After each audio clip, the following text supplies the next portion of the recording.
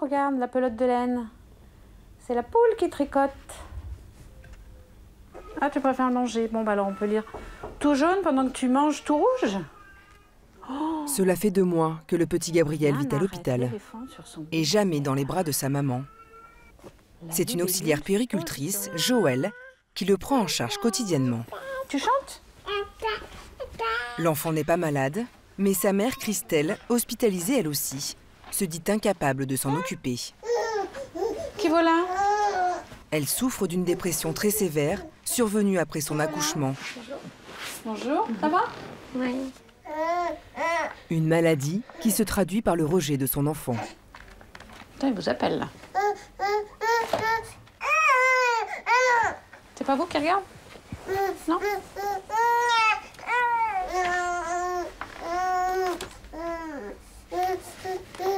Est-ce que vous arrivez à avoir un contact avec lui? Physique? Non.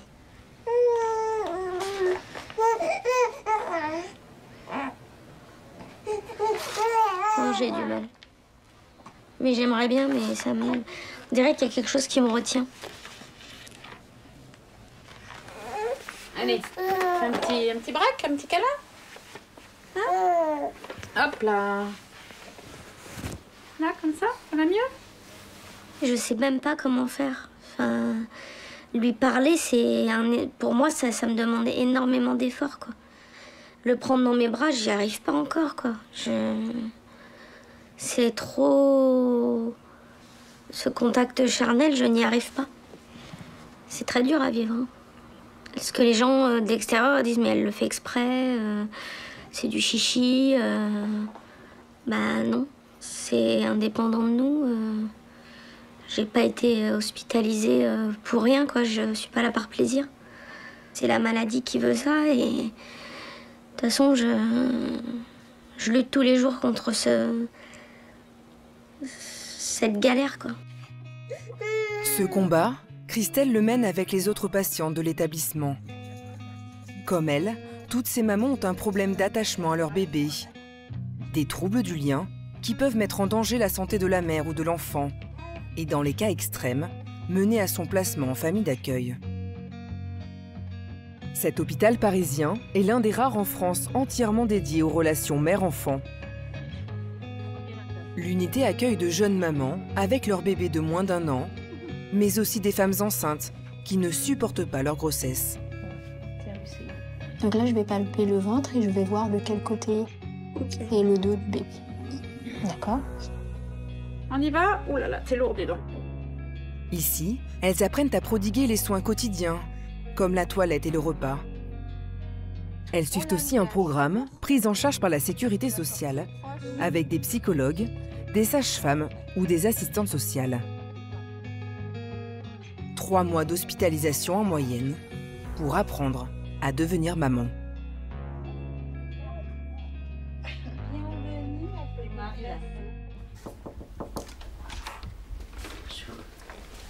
Bonjour. Bonjour Virginie. Comment vous allez?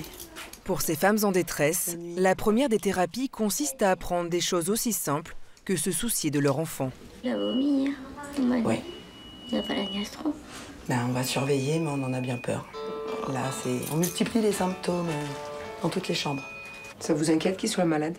Ça m'embête parce qu'il va pas arrêter de vomir et il va salir du linge, Enfin, moi, c'est des petits trucs tout bêtes, mais c'est pas vraiment sur lui que je m'inquiète, quoi.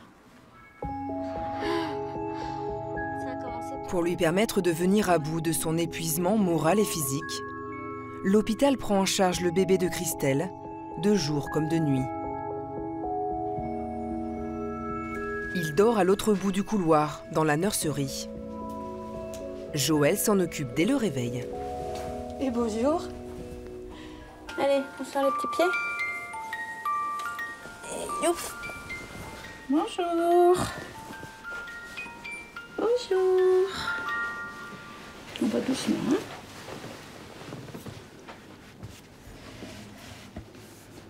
Votre rôle ici, c'est quoi? Donc, c'est de remplacer sa maman?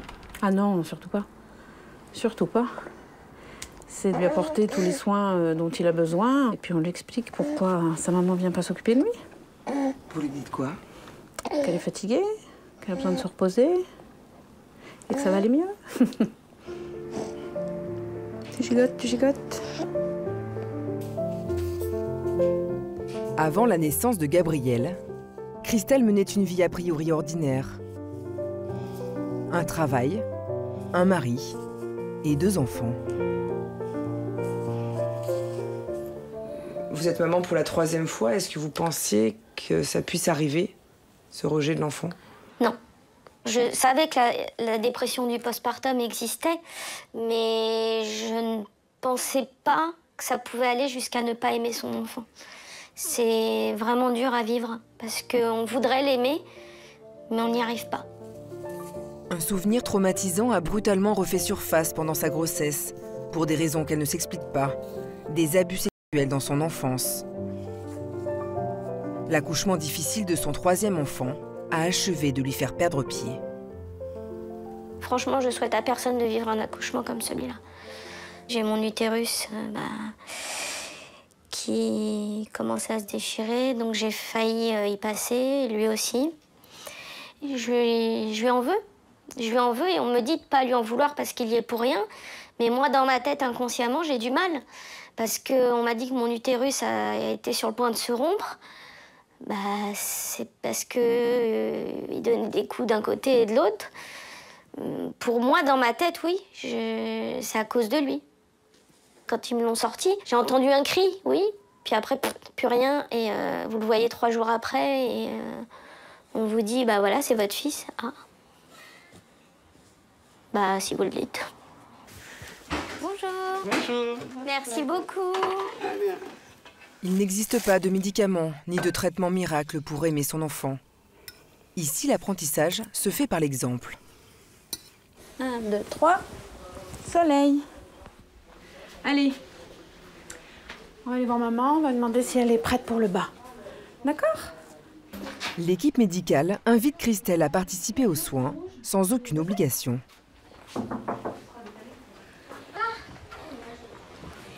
Est-ce que vous êtes prête pour le bain? Oui. On le remet en pyjama ou on l'habille? Comme vous voulez. Après 1 mois et demi d'hospitalisation, Christelle accepte enfin d'y prendre part.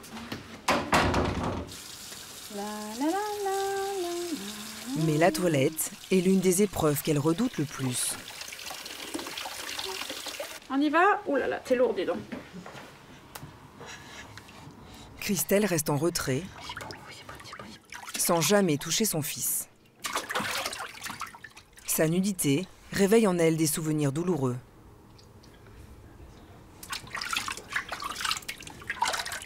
Toucher ces parties intimes, ça me perturbe. Enfin, c'est parce que c'est un garçon et parce que voilà, j'ai eu des petits soucis étant jeune, donc ça me... si j'étais toute seule, ce serait impossible. Heureusement qu'il y a Joël.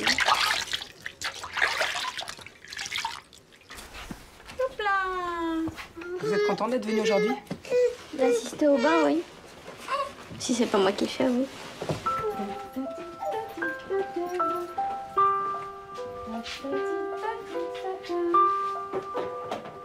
Vous le mettez? Oui, je vais lui mettre. Allez.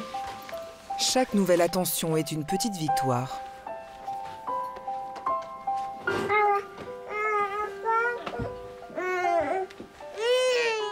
Tu t'arrêtes là. Stop.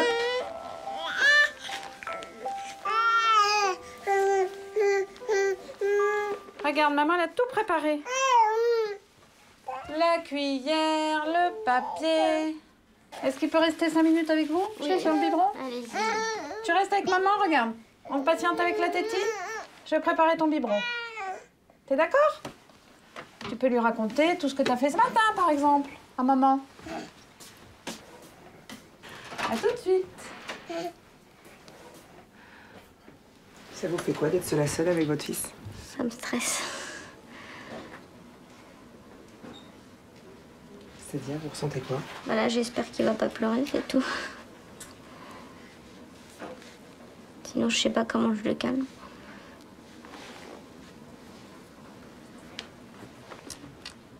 Là, j'arrive à garder son regard.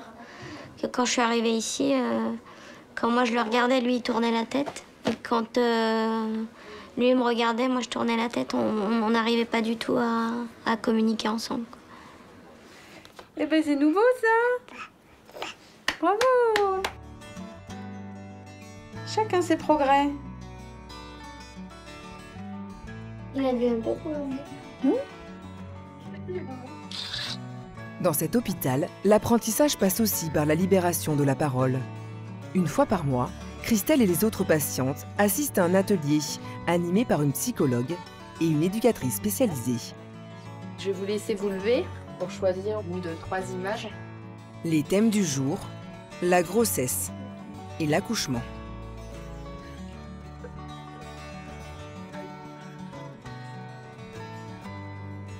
Une belle petite césarienne. Bah pour moi, cette photo, ça me rappelle la souffrance. Parce qu'en fait, accoucher par césarienne, j'ai pas l'impression d'accoucher. C'est on vous enlève votre bébé du ventre et voilà quoi, c'est tout. Et là, c'est une petite ouverture. Sur la photo? Ouais. Qu'est-ce que vous disiez que... Bah moi, j'ai eu 31 agrafes et 4 points de suture. À côté de Christelle, Louise, 21 ans, enceinte de 7 mois. Complètement désemparée par cette grossesse non désirée, elle ne sait toujours pas si elle va garder l'enfant ou accoucher sous X afin qu'il puisse être adopté. L'enfant, il faut... Voilà. C'est pas parce que c'est pas sa maman qu'il est Dieu qu'au final, il n'aura pas autant d'amour qu'il devrait.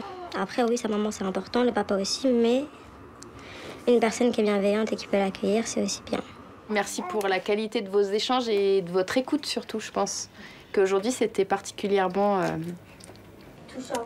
Touchant, voilà, merci. Louise a fait un déni de grossesse. Elle apprend qu'elle est enceinte de 6 mois après un malaise sur son lieu de travail.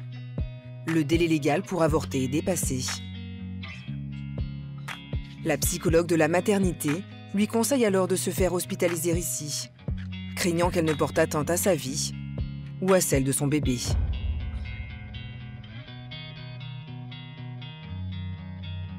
Un déni, c'est violent. On ne peut pas dire que c'est rien, un déni de grossesse. En tout cas, moi, je l'ai très mal vécu. Comparé à une femme qui a 9 mois de réflexion, en gros, tu as 3 mois pour te faire à l'idée que dans 3 mois, 1, 2, 3, ça, c'est, voilà, il y aura un enfant, tu seras maman. Je me réveillais en sursaut parce que ça me brûlait, ça me démangeait. J'allais dans la salle de bain, je me regardais, j'avais des griffures énormes sur ma poitrine, sur mon ventre. Je me disais, ah ouais, mais là, ça va être dangereux. Si je suis pas encadrée, je peux aller très très loin.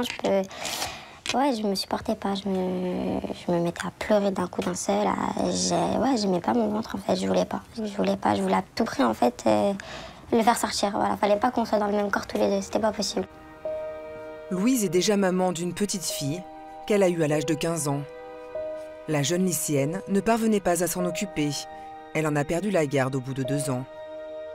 Aujourd'hui, à 2 mois du terme, Louise a peur de commettre les mêmes erreurs. Plus ça se rapproche, plus je commence à paniquer parce que je me dis à tout moment, en fait, à l'accouchement, je sais pas, je vais avoir quel genre d'émotion, je sais pas, et j'ai peur de dire non, je peux pas le laisser, c'est mort, je le garde en fait. Et de tout, qui après, il ait une mauvaise vie, qu'il soit placé, qu'il soit déplacé, qu'il soit... Voilà, pour un enfant, c'est violent.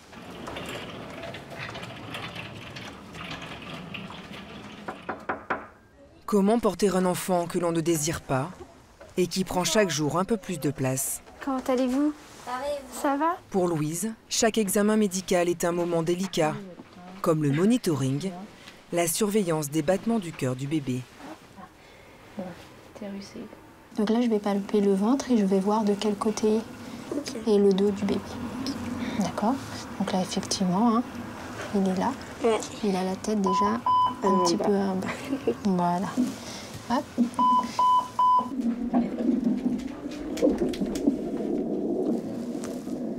C'est vrai qu'au début, je le demande juste pour l'entendre un petit peu, pour voir si tout va bien, en fait. Je vais le réclamer un petit peu, juste le son pour voir les battements. Mais après, ouais, je lui demandais vite à ce qu'on me l'éteigne, parce que je veux pas m'y habituer. Voilà, je préfère pas. Ne pas s'attacher pour rester libre de garder ou d'abandonner l'enfant jusqu'à la dernière minute. À 2 mois de son accouchement, Bonjour. Louise est suivie par Mahalia, l'assistante sociale de l'hôpital. L'objectif, c'est pour l'instant de ne pas avoir votre bébé sur vous. Ouais, ça c'est comme Qu'il ça. soit pas tout de suite avec vous jour et nuit. Ok. Vous rappelez des options ou je vous les rappelle? Les options, oui, ça je sais, c'est l'accouchement sous X, après on a l'adoption, ou sinon on a le garder. Et il y a aussi la possibilité de prendre, enfin vous savez, on avait un peu parlé de l'accueil provisoire. Oui, aussi. Donc à la naissance, si jamais c'est compliqué, vous pouvez aussi dire j'ai besoin de temps. Avoir un temps d'attente, voilà, pour réfléchir. Pendant et un après, certain ça temps, aussi. voir ça avec l'aide sociale à l'enfance. Et après, si Comme vraiment tout le personnel, l'assistante sociale n'a pas vocation à orienter les choix de Louise. Elle doit l'accompagner, quelle que soit sa décision. Moi, je vous fais votre arrêt de travail, en tout cas là pour le moment. Est-ce que vous pensez avoir besoin de soutien si vous gardez votre bébé? Ouais. Vous auriez besoin de soutien Dans après? tous les cas, j'aurais besoin de soutien, que ce soit sous Pour toute X, seule bébé, je le garde. Il me faut un soutien, ça c'est sûr. Depuis son ouverture il y a 8 ans, l'hôpital Mère-Enfant a accueilli une dizaine de femmes désirant accoucher sous X. Seules 2 d'entre elles sont allées jusqu'au bout de leur démarche. Les autres ont finalement gardé leur bébé. Chaque vendredi matin, tout le personnel se rassemble autour de Jean Hébert, le fondateur de l'unité. Lors de ces réunions, ils décident de l'avenir de leurs patientes, la poursuite des soins, le retour à la maison, ou en dernier recours, le signalement à la justice en vue d'un placement. Aujourd'hui, ils s'interrogent sur le cas de Louise.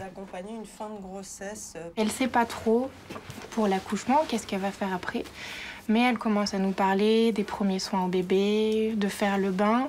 Donc nous, c'est quelque chose que, pour le moment, on ne sait pas par quel bout le prendre, si on peut dire ça comme ça.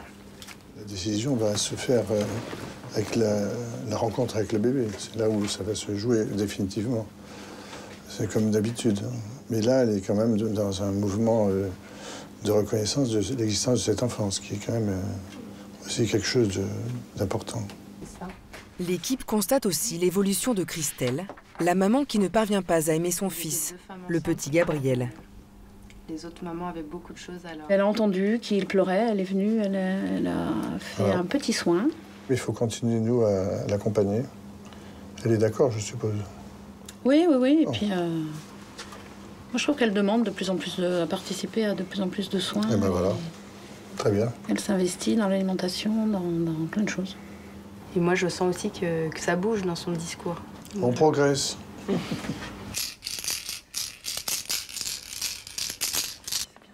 Tu fais bravo avec tes pieds? Mais t'es trop fort. Après avoir fait bravo avec tes mains, tu fais bravo avec tes pieds? Comme pour sa maman, l'équipe soignante observe des progrès chez Gabriel.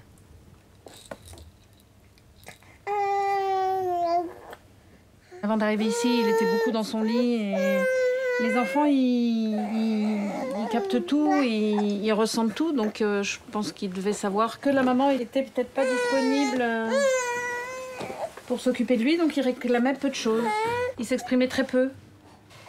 Là maintenant, voilà, il s'exprime très bien. On est content.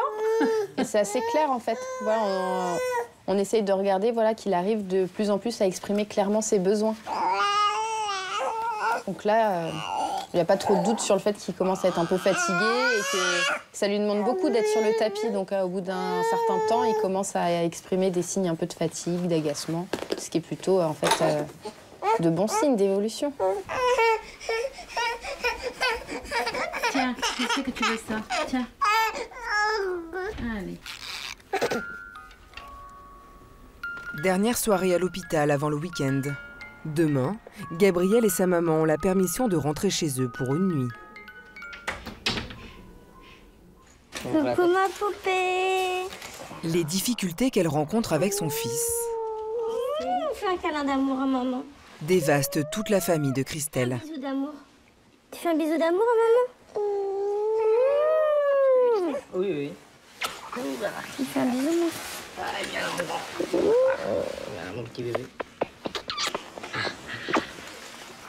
Bonjour toi. Tu dis bonjour à Joël. Bonjour. Mon cœur. T'aimes bien venir chercher maman? Christelle ne voit son mari et ses filles qu'une seule fois par semaine. C'est parti. Bon week-end. À demain, Joël, ou pas? Oui. Oui, à demain. La famille habite à quelques kilomètres de l'hôpital.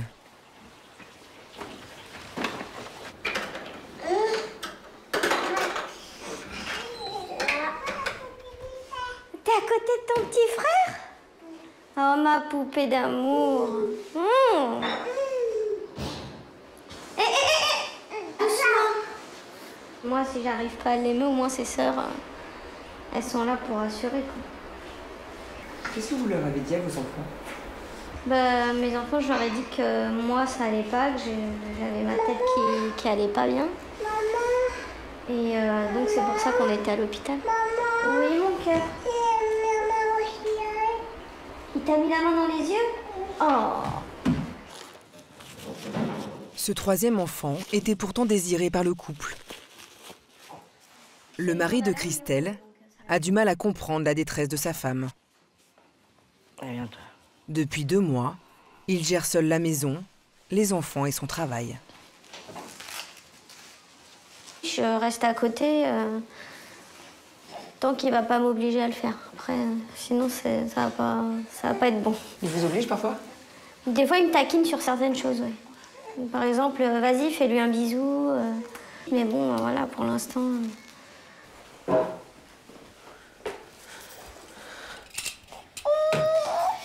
Oui, tu vas manger.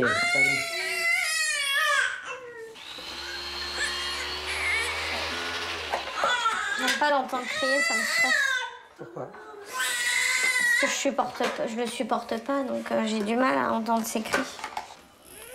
Le week-end, Marc, son mari, la pousse à donner à manger au bébé.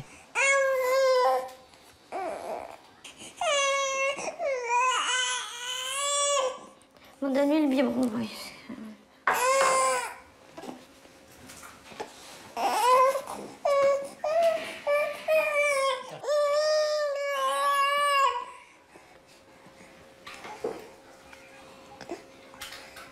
Et voilà, je t'aille papa. Ça y est, c'est gagné, oui. Ça, c'est mon petit moment privilégié avec lui. Voilà. À chaque fois que c'est moi qui lui fais à manger, qui lui donne à manger, monsieur, il mange pas. Ça m'énerve. Vous pensez que c'est dû à quoi? Bah, je pense que c'est notre relation qui est dure.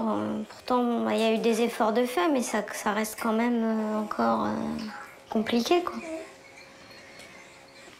Et puis les enfants, c'est pareil. Les deux filles, elles sont au début, elles comprenaient bien la situation, mais comme ça met du temps pour que les choses rentrent dans l'ordre, du coup, elles commencent à en avoir marre. Parce que le soir, du coup, j'ai le droit à dire ah, je veux maman, il manque, pourquoi il rentre pas à la maison. Alors, si c'est maman qui a un problème, pourquoi elle ne laisse pas rentrer avec nous et puis elle reste là-bas toute seule? Et moi, je lui explique que maman a besoin de ton petit frère pour pouvoir justement. C'est les deux qui vont guérir ensemble. Voilà.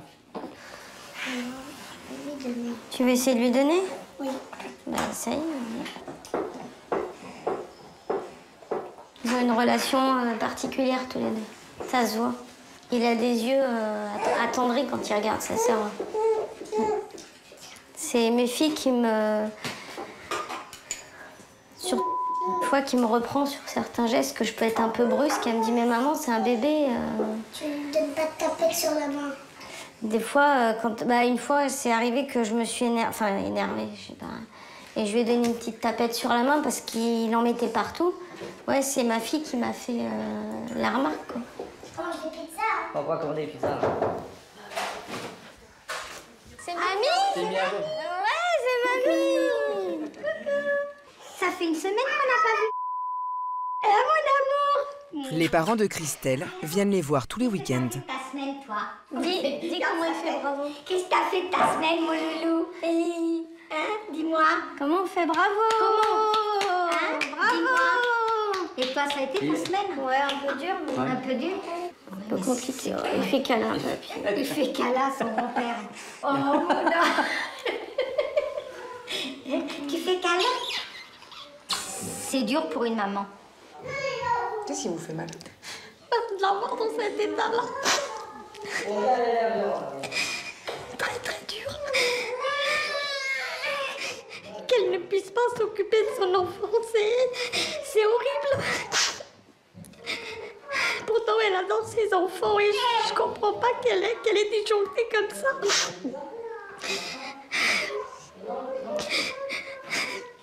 Moi, je suis un peu plus dur de caractère, mais j'emmène pas large non plus.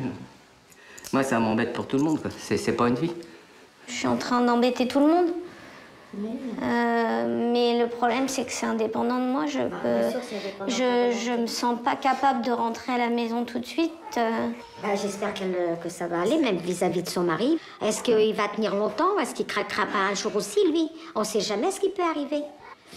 Mais bon, j'espère que l'amour sera plus fort que tout.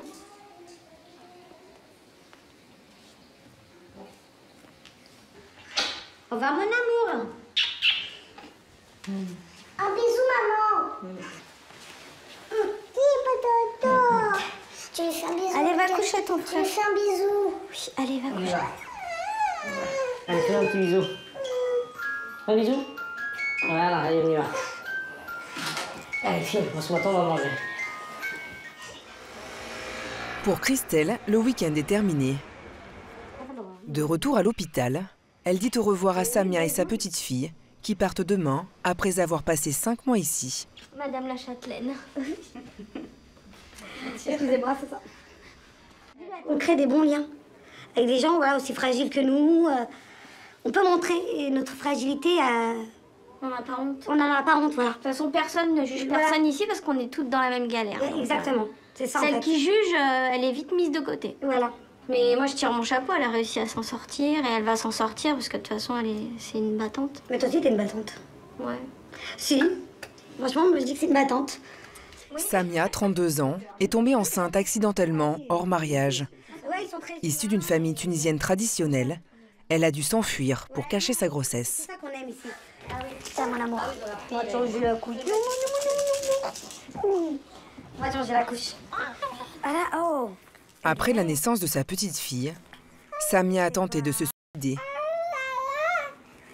Ah oui. Attends, maman, elle essuie correctement pour que ça brûle. Maintenant, je dis que c'est mon enfant. Parce qu'avant, vous disiez quoi? Avant, c'était quelque chose. Donc, tu vois, pop, pop, c'était... J'avais besoin de... Je faisais, mais par automatisme. Et maintenant, non, je dis que c'est un être humain, il faut que j'en prenne soin. C'est délicat, En fait, c'est une petite chose et si on fait mal maintenant, ça peut avoir des répercussions plus tard pour elle. Et j'en veux pas. Alors, t'es toute propre. Vraiment, j'ai pris conscience que je suis une mère. Tout simplement. Avec mes défauts, mes qualités, mais je suis une mère. Et là, oui, je suis fière de moi et je suis fière d'être sa mère. Et je suis fière d'avoir une fille comme ça. On avait besoin de ce temps de pause, ce temps de... Fallait que quelqu'un prenne soin de nous. Pour nous aider pour le futur. Donc là, on peut avancer. Samia et sa petite fille vont rejoindre un centre maternel. Un foyer loin de Paris, où elles pourront commencer une nouvelle vie. Quant à Christelle, après 9 mois d'hospitalisation, les médecins ont jugé qu'elle n'était pas en mesure de rentrer chez elle avec son enfant. Un juge aux affaires familiales a ordonné son placement temporaire dans une famille d'accueil.